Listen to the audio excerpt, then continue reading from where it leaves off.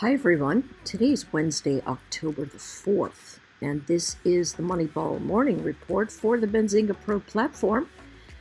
A lot of folks are thinking that we are hitting a tradable bounce today, so let's have a peek. All right, so what is this? Excuse me, what is that? Okay, the dollar. All right, let's leave it right there. Leave the dollar up there. We can see that as the dollar goes up, markets go down. Here the dollar is coming in. It's now 106.79 after being up at 107.40 and some change, or pretty close to 107.40, maybe 107.25. And it's been pulling back. Okay, so we're going to keep our eyes on that. A lot of people thinking it's a tradable bounce. Let's remember the big number. The big number from yesterday is 42.77 because that is the low of the prior month, right? We're still going to have a peek at it. We are below that number. We have also made a lower low on the week. Well, let's go to the day and take a look at the ES. Here are our levels. All right. What are we looking at? From a daily perspective, we saw that the last couple of bounces just went into frontline resistance and collapsed. This one, frontline resistance and collapsed. This one, my thought is the resistance area might be 43.15. If we take a peek at that, 43.15, 43.19. But we've got to get up over 42.77. Have we stopped heading lower? No, we made a brand new low in the overnight. So from a daily perspective, it's not giving us a bounce. So let's go to an hourly and see if it's giving us a bounce. Trend line still, very, very negative. So let's have a peek. What do? We tested here lower, bounced, here's frontline resistance, right?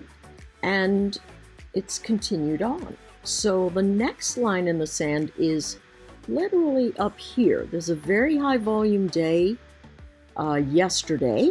It's in the last 20 days, it's the highest volume that we've had at all. A lot of people, again, thinking that we have got ourselves a tradable bounce here. This is the opening tick. We are above it. Now notice what we haven't done. We haven't done a rotation that pulled back into a higher low. Okay? So that doesn't mean that this won't run. But what we have to look at here, because it has not pulled back, is we have to take a look at speed, because speed is going to be the thing that's going to tell us what's going on with the chart. So let's take a peek. The 15-minute is showing us, oh my, I hate it when my charts do this. The 15-minute is showing us some pretty solid wick action. So if we were trading the wick, we would say, all right, there's my break of resistance. Now I'm looking for a pullback that holds the low. And so on a 15-minute chart, we would have gotten the long somewhere up on this horizon. We could have traded it in the wick, or we could have taken it up here at the close, at which point the chart is still engaged. Notice it's come back, tested a new low, and the wick is big once more. So on the hourly chart, no rotation. On the 15-minute chart, we're seeing a bit of rotation, but that hourly rotation is usually something that we see. So what's the story? The story is, let's anticipate that it actually runs to the north, but that sellers pop into this area up here at 42.80, at which point we probably pull back to either 42.60 or 42.50. Looks super choppy to me. ADP oil, a number of things coming out today. And of course, we've got the employment numbers at the end of the week. So where are we here? 422. Now, we bounced off of 418 in the overnight, which would have been, if we could get this number during the trading day, it would be absolutely perfect to pull off our put butterfly. That would be fantastic. I don't know if it's going to happen. A lot of people thinking that we are going to continue to the north.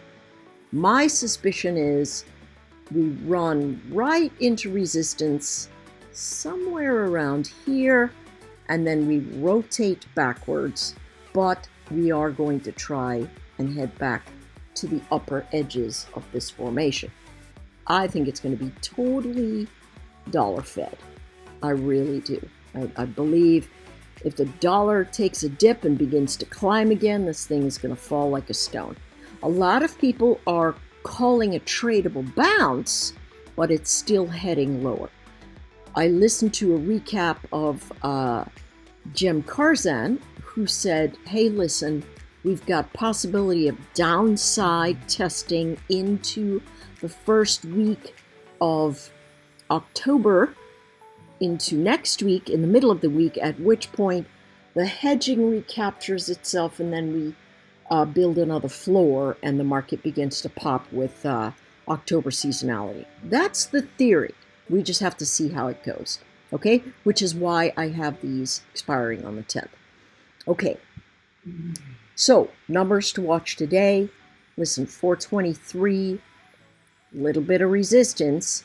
I would say start looking for a reversal formation here. So remember how a reversal formation looks. If we're looking at a 15-minute, what's the first thing we do? Fail to close higher. Have we done that yet? No. 15-minute chart still shows that we are making new highs. Have we broken support? No. Support is down here at 421.96. All right, so we have not done that. VWAP also underneath it. So everything is still pointing upwards here. If you can get a little bit of a fade and get yourself long in here, that looks like a fine play into 424, 426. If it loses 421.90, then we can talk about 421.30 and lower. Let's take a look at the Qs. The Qs, you know what? We had an iron condor that literally perfect into expiry. So perfect that I didn't wait.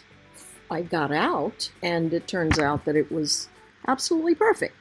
So great numbers, volatility still in play, playable bounce still around. What should we be looking for? Again, if you're thinking that old resistance is going to hold as resistance, then we're looking at about 356, 357. We know what happens with the Qs once they get running. We could end up all the way at 361. So in my mind, I'm going to say, hey, as long as I'm holding this area, any pullback into my last breakout zone, I'm going to take long, and that's around 355, right?